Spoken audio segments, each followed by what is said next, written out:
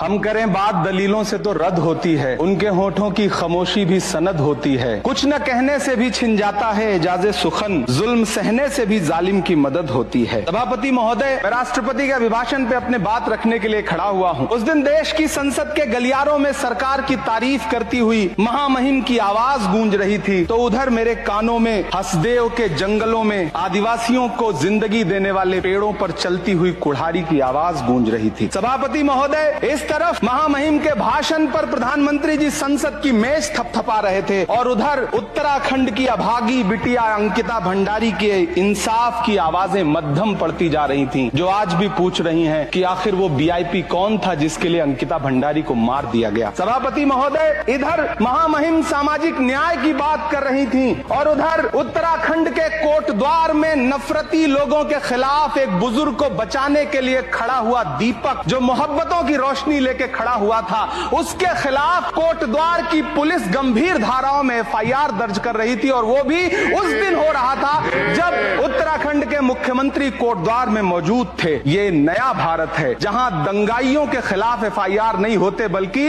अमन और मोहब्बत की बात करने वालों के खिलाफ एफआईआर दर्ज होता है। ये नया भारत है जहां असम का चीफ मिनिस्टर खुलेआम संवैधानिक प्रोटोकॉल तोड़कर कहता है कि मुसलमानों को इतना टॉर्चर करो कि वो राज्य छोड़ने पर मजबूर हो जाएं। वो कहता है कि अगर कोई मियां रिक्शा वाला 5 रुपए मांगो तो उसे 4 रुपए दो ताकि वो परेशान हो सके। ये नया भारत है जहां बरेली में खाली घर में नमाज पढ़ने पर पुलिस मुकदमा दर्ज करती है।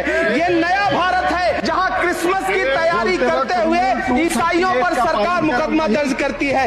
ये नया भारत है जहां जम्मू कश्मीर में नीट का एग्जाम क्वालिफाई करने वाले 50 बच्चों में अगर 42 मुसलमान होते हैं तो फिर मेडिकल कॉलेज की मान्यता ही रद्द होती है और जश्न मनाया जाता है। महामहिम राष्ट्रपति का भाषण में सुन रहा था, सर ये नया भारत है जहां मध्य प्रदेश के बैतूल में बच्चों के स्कूल बनवा रहे मोहम्मद नईम का घर स्कूल इसलिए तुड़वा दिया जाता है क्योंकि वो स्कूल बनवा रहे थे। ये नया भारत है जहां कोर्ट का स्टे होने के बावजूद बनारस की दाल मंडी में सैकड़ों दुकानें तोड़ी जा रही हैं क्योंकि रास्ता चौड़ा करना है। सभापति महोदय, मैं आपसे कहना चाहता हूं कि जो पीढ़ी अपने बुजुर्ग